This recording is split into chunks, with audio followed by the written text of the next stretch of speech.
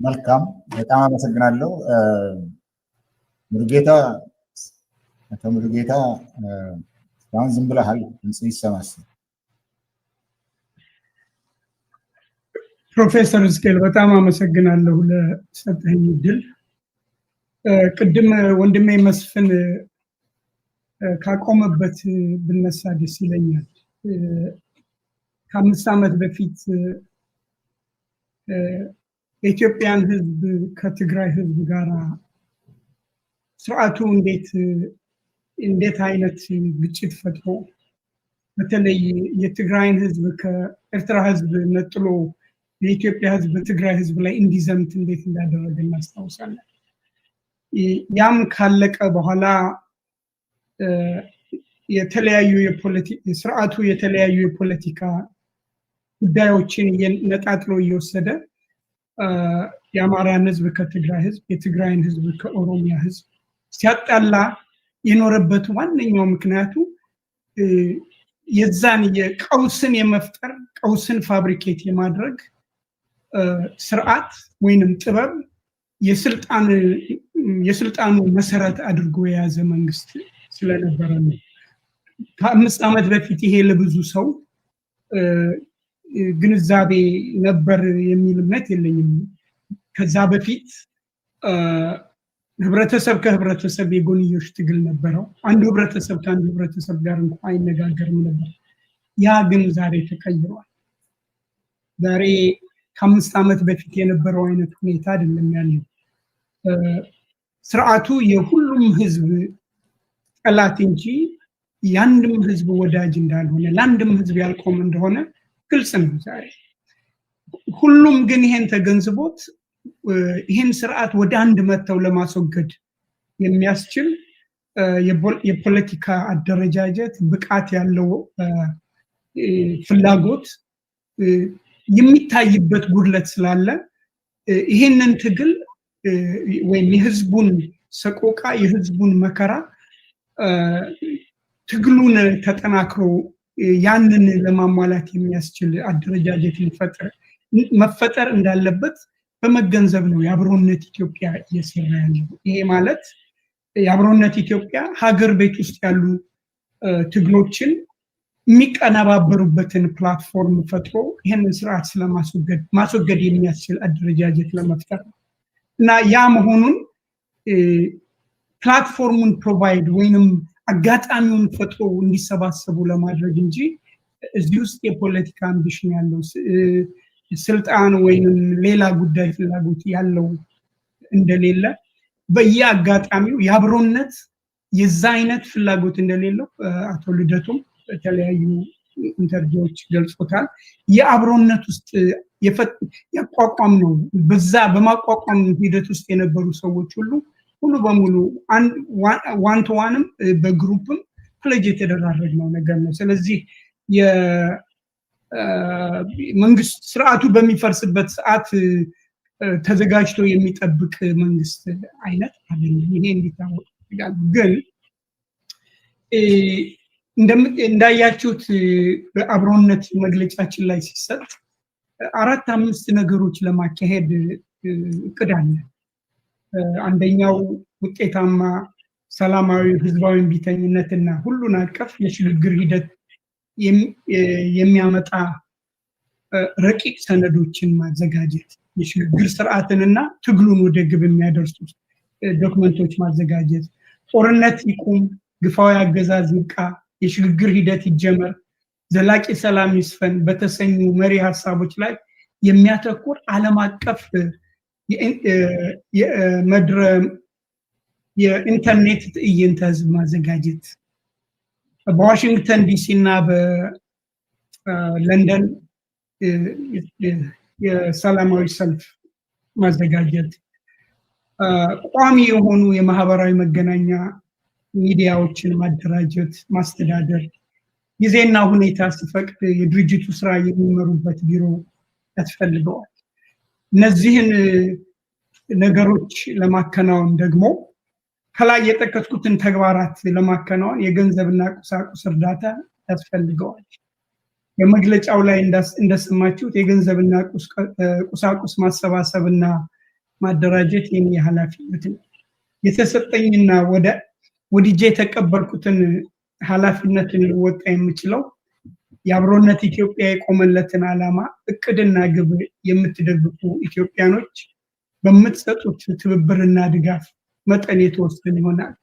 ስለሆነም የገንዘብና ቁሳቁስ እርዳታ ለማድረግ ፈቃደኛ የሆናችሁ ሁሉ በአብሮነት የኢትዮጵያ ኢሜል አድሬስ ድጋፍ እንድትሰጡ ትብብራችሁን እንድትቀልሱ በዚህ አጋጣሚ መግለጽ ፈልጋለሁ። ልንሰራ የተዘጋጀንባቸው ስራዎች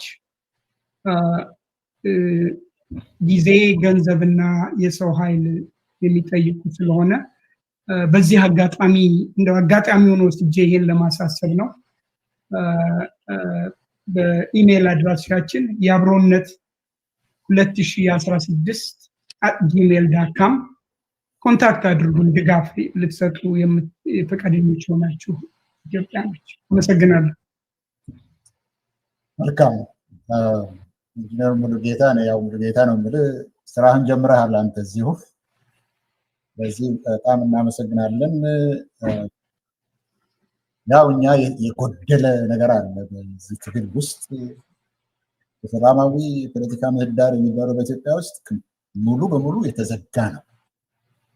ያ ሲዘጋ ደግሞ የትም ሀገር ሄዱ የተዘጋ እዛ ካለ ወጣ ብሎ ደግሞ መንቀሳቀስ ያለ ነገር ነው። በዛ ቦታ ላይ ያለውን ጉድለት ለመሙላት እንጂ የድርጅቶችን የፖለቲካ ድርጅቶችን ሌሎችም ድርጅቶችን ቦታ ለመውሰድ ፍላጎት እንደሌለን ነው የተነገረው። ሌሎች ጥያቄዎች ካሉ ለመመለስ ዝግጁ ነን። ሞገስም ብዙ ጥያቄዎች አሉን ብለህ ነበረ። መጠየቅ ይችላል? ክፍት ነው። እሺ፣ መልካም አለ። በጣም እሺ፣ በጣም አመሰግናለሁ። መልካም ሞላኔ ከሚዲያ ነው የመጣሁት። ጥያቄዎችን ለማቅረብ የመጣሁት በዚህ ስብስብ የተገኘሁት በጋዜጣዊ መግለጫው ጥያቄዎችን ለማዳመጥ እንዲሁም ለመከታተል ነው። እያዳመጥኩ የቆየሁት ምናልባት ይሄ ስብስብ ማን ነው ምንድን ነው የሚለውን ነገር ለመስማት ነው። ግን እስቲ ለእኔ ግልጽ አልሆነም። ጥያቄዎችን አጠር ለማድረግ ያክል ምንድን ነው ያሰባሰባችሁ ዓላማ ምንድን ነው?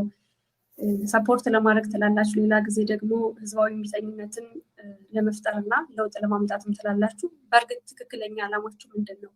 ይህንን ጥያቄ የጠየቁበት ምክንያት አንደኛ ብዙዎቻችሁን በሌሎች ድርጅቶች እናውቃቸዋለን፣ በሚዲያዎች እናውቃቸዋለን። ምን አይነት አስተሳሰብ አላችሁ የሚለውን እናውቃቸዋለን። ወደ አብሮነት ኢትዮጵያ ስትመጡ ምንድን ነው ያሰባሰባችሁ ያቀራረባችሁ? ወይም ደግሞ ይሄ ሀሳብ አሰባስቦናል የምትሉት ምንድን ነው? ኢትዮጵያ ውስጥ ለውጥ ስለሚያስፈልግ ብቻ አይመስለኝም። ሁሉም ለውጥ ያስፈልጋል። ግን ዋናው ትርጉም የሚሰጠው ከለውጡ በኋላ ምንድን ነው የሚለው ነው እና በዛ ጉዳይ ነው ወይ አብራችሁ ለመስራት የተሰባሰባችሁት? ከተሰባሰባችሁት ዓላማችሁ ለእኛ ግልጽ አድርጉልን።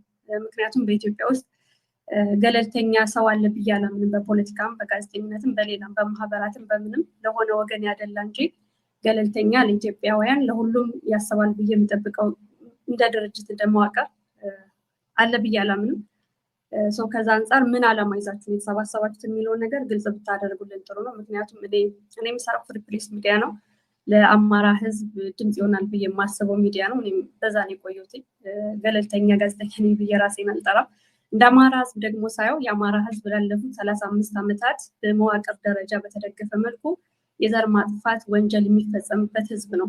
ብቻውን የቆመ ማንም ያልቆመለት ብቻውን የተጋፈጠ ህዝብ ነው እና በእነዚህ ጊዜያት ውስጥ በድርጅት ሲቋቋም መንግስትንን ብሎ ሲመጡ ሁሉም ጸረ አማራነትን አንግበው በህገ መንግስት የሚሆን መንግስት ካልሆኑ ደግሞ በፓርቲያቸው በማህበራቸው በየቆሙበት አደረጃጀት ሁሉ ጸረ አማራነትን አንግበው የሚንቀሳቀሱ ብዙ ድርጅቶችን ብዙ ፖለቲከኞችን አይተናል እና ከዛ አንጻር እዛ ውስጥም በእንደዛ የምፈርጃችሁ በእኔ በግል የሚፈርጃችሁ አላችሁበት ውስጥና ምንድነው ዓላማችሁ የሚለውን ነገር ግልጽ ብታደርጉልን ጥሩ ነው። ሁለተኛው ሌላም ቦታ እንሳተፋለን ብላችኋልና ይሄ ባክአፕ ፕላናችሁ ነው ወይ?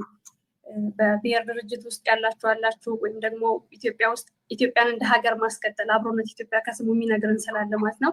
ኦኬ ኢትዮጵያ እንደ ሀገር ከቀጠለች በዚህኛው ድርጅት ካልቀጠለች ደግሞ ተከፋፍለ ሀገር እናደርጋለን የሚሉ ብዙ ድርጅቶች ስላሉ ወይ ተቋማት ስላሉ ይሄኛው ፕላኔ ያኛው ፕላን ቢ እያደረጋችሁ ለመንቀሳቀስ ነው ወይ ያላችሁት የሚለውን ብትመልሱልን ጥሩ ነው። ሌላው በመግለጫችሁ ላይ ትልቅ ጦርነት ቀጠናውን ሊያተራምስ የሚችል ጦርነት ተደቅሞብናል ብላችኋል። በመግለጫው ላይ እንደዛ ይላል። እንደገና ደግሞ በ2-3 ወራት ውስጥ ህዝባዊ እምቢተኝነትን እናደርጋለን የሚል እቅድ አላችሁ እና አይጋጭም ወይ? አላማችሁ የትኛው ነው ለማስቀደም ያሳባችሁ? በትክክልስ በፕላን አድርጋችሁ ነው የምትለው የጊዜያዊ ነው የሚለውን ለመጠየቅ ነው። አመሰግናለሁ።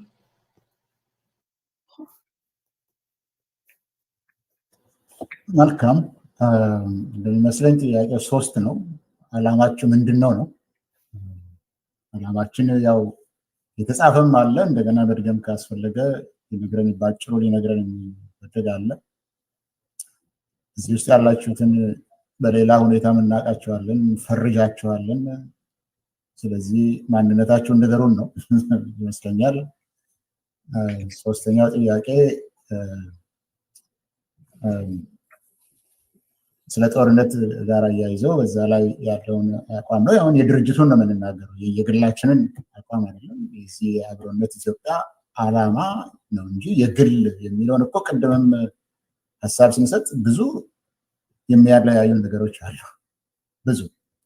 ይሄ ደግሞ ጤናማ ነው። በተለያየ አስተሳሰብ በአንድ ሀገር ውስጥ ሊኖር ይችላል። በነገራችን ላይ በአንድ ሰው ውስጥም የተለያየ አስተሳሰብ ሊሆን ይችላል። ልቤ እኮ ተከፈለ ይባላል እና አንድ ሰውም ሊኖረው ይችላል።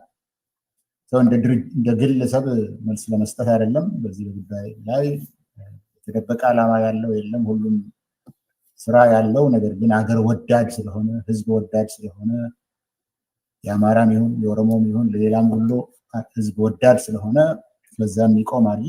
ሌላ ማንነትን ይዞ ደግሞ ሌላ ዓላማ ይዞ ከሌላ ጋር የሚተባበርበት አለ።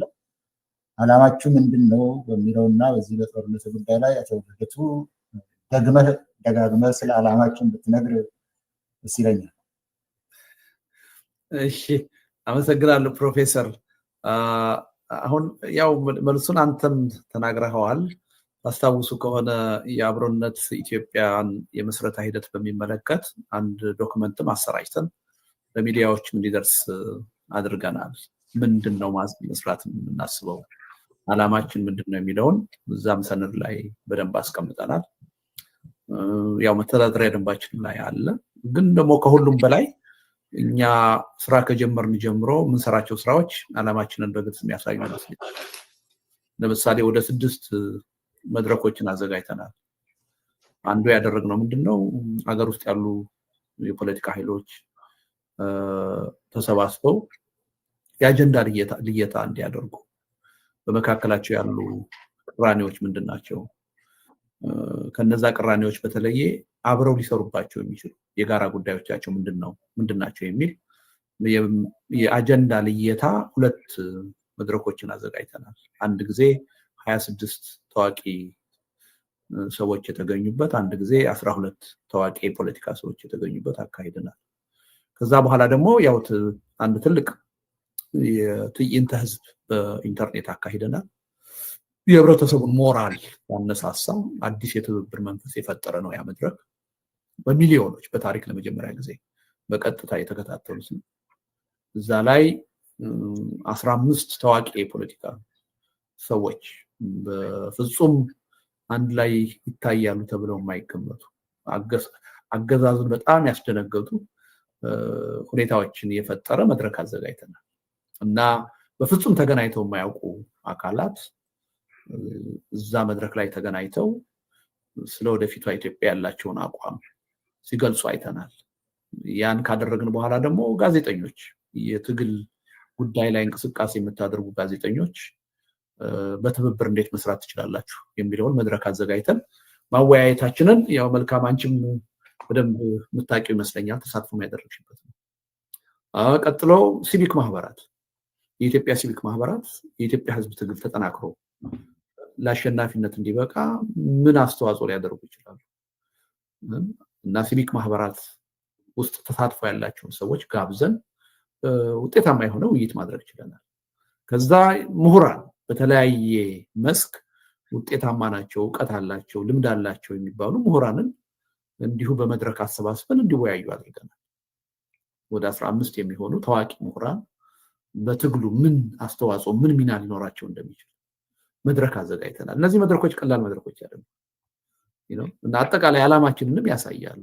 እኛ ምረጡን እያልን አይደለም፣ ለፖለቲካ ስልጣን እንወዳደራለንም አላለም።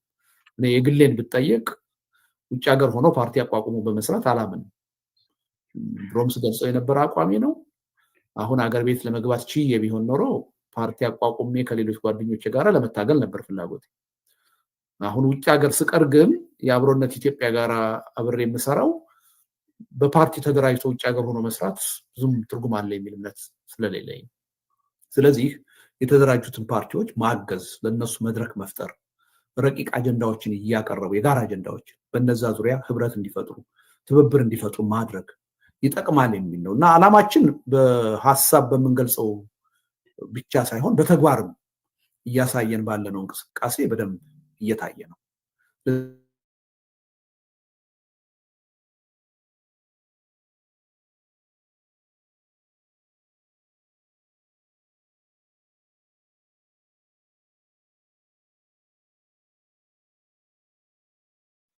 እንዲመራ ማድረግ ነው። ለዛ አስፈላጊውን እገዛ ማድረግ ነው። ግን አዘ ሴም ታይም ደግሞ የህዝቡን የትግል እንቅስቃሴ የሚያጠናክሩ ተቃውሞውን ሊገልጽበት የሚችል መድረኮችን ደግሞ እናዘጋጃለን። አይደለም ቀርቶ የኛ አይነት የፖለቲካ ጉዳይ የሚሰራ መድረክና ሰላማዊ ሰልፎችን፣ ህዝባዊ ቢተኞችን በየቤታቸው የተቀመጡ የሶሻል ሚዲያ ተጠቃሚ ሰዎች እኮ ይጠራሉ። በየሀገሩ ሲያካሂዱ እያየን ነው። ግለሰቦች ሊጠሩ ይችላሉ፣ ማህበራት ሊጠሩ ይችላሉ፣ የሰብአዊ መብት ድርጅቶች፣ ሲቪክ ማህበራት፣ ፕሬዠር ግሩፖች ሊጠሩ ይችላሉ። ያ ጉዳይ ለፖለቲካ ድርጅቶች ብቻ የተተው አይደለም። የኛም አካል የፖለቲካ ድርጅት አይደለም፣ ግን አንድ ተጽዕኖ ፈጣሪ ፕሬዠር ግሩፕ ነው። ስለዚህ በፖለቲካ ጉዳይ ደግሞ ያገባናል። ለስልጣን አንወዳደርም እንጂ እንደ ፖለቲካ ፓርቲ አንመዘገብም እንጂ በፖለቲካ ጉዳይ ስራዎችን እንሰራለን። ፖለቲካዊ ነክ የሆኑ ስራዎችን ነው የምንሰራው። ስለዚህ ሌሎች ሳይሰሩት ሲቀሩ አስፈላጊ ሆኖ ሲገኝ ህብረተሰቡ ተቃውሞውን ስሜቱን የሚገልጽበት መድረክ መፍጠር አንዱ ስራችን፣ በዶክመንታችን ላይ ያስቀመጥነው አንዱ ኃላፊነታችን፣ ከሌላ ማንዴት የምንጠብቅበት ጉዳይ አለ። ስለዚህ እሱን ታሳቢ ማድረግ ተገቢ ይመስለኛል። ሌላው በ2 ወር በ3 ወር ያልነው ህዝባዊ እምቢተኝነት እናካሂዳለን አላልንም። መግለጫውን በደንብ ስላላየሽው ይሆናል። መልካም። በ2 እና በ3 ወር ያልነው አንድ ትልቅ ትዕይንተ ህዝብ በኢንተርኔት እናካሂዳለን። ዋሽንግተን ዲሲ እና ለንደን ላይ በአይነቱ የተለየ ከፍተኛ የህዝብ ተሳትፎ የሚታይበት የኢትዮጵያን አብዛሃነት በደንብ አጉልቶ ሊያሳይ የሚችል ሰላማዊ ሰልፍ እናካሂዳለን ያለው እና ደግሞ የሰነድ ዝግጅቶች እናካሂዳለን በመጪዎቹ 2 እና 3 ወራት እንጂ ህዝባዊ ውጤታማ ያለው ህዝባዊ እምቢተኝነት በእነዚህ 2 ወራት እናካሂዳለን አላለም። ግን መታወቅ ያለበት እነዚህ በመጪዎቹ 2-3 ወራት የምንሰራቸውም ስራዎች ዞሮ ወደ አገዛዝ አንበርክክ ህዝባዊ እምቢተኝነት የሚመሩ እንዲሆኑ ነው የምንፈልገው። የህብረተሰቡን ተነሳሽነት እንዲያሳድጉ፣ ህብረትን እንዲያጠናክሩ እና ህብረተሰቡ ይቻላል የሚል እምነት ኖሮት ወደ ህዝባዊ እምቢተኝነት በመጨረሻ እንዲሄድ ለማድረግ ነው የምንሰራው እና እሱን ማንሰራው ጉዳይ አይደለም፣ የምንሰራው ጉዳይ ነው። ህዝባዊ እምቢተኝነት ለመጥራት የግድ የፓርቲዎችም ኃላፊነት አለ። ማንም ሲቪክ ማህበር፣ ፕሬዠር ግሩፕ፣ ዜጋ ራሱ በማህበራዊ ጉዳይ ተሳትፎ ያለው ያደርገው ይችላል። አሁን በዓለም ላይ መንግስት እየለወጡ ያሉት የፖለቲካ ፓርቲዎች አይደሉም። አሁን የጄንዚ ሙቭመንት የምናየው በሶሻል ሚዲያ ተጠቃሚ የሆኑ ወጣቶች ናቸው ያን አይነት እንቅስቃሴ እያደረጉ ያሉት እንጂ የፖለቲካ ፓርቲዎች አይደሉም። ስለዚህ በዚህ ላይ በእኛ ላይም ገደብ ሊጣል አይችልም ማለት ነው። እንደዚህ አይነት ነገሮችን እንሰራለን። ግን እኛ የምንመርጠው እንዲህ አይነቶቹንም ነገሮች የተደራጁት የፖለቲካ ኃይሎች በተደራጀ ሁኔታ በተጠና ሁኔታ እንዲሰሩት ነው የምንፈልገው። እነሱ ሳይሰሩት ሲቀሩ ግን ዝም ብለን አናይም፣ እኛም እንሰራዋለን። ነገር ግን በምንም ተአምር ራሳችንን ለስልጣን አጭተን ተለዋጭ ወይም ደግሞ ገቨርንመንት ኢን ኤግዛይል መሆን ፍላጎት የለንም። ነገር ግን እዚህ ውስጥ ያለን ሰዎች እንደማንኛውም ሰው የፖለቲካ አመለካከት አለ፣ የፖለቲካ አቋም አለ። ከፈለግን በተለያዩ ፓርቲዎች ውስጥ ልንሳተፍ እንችላለን።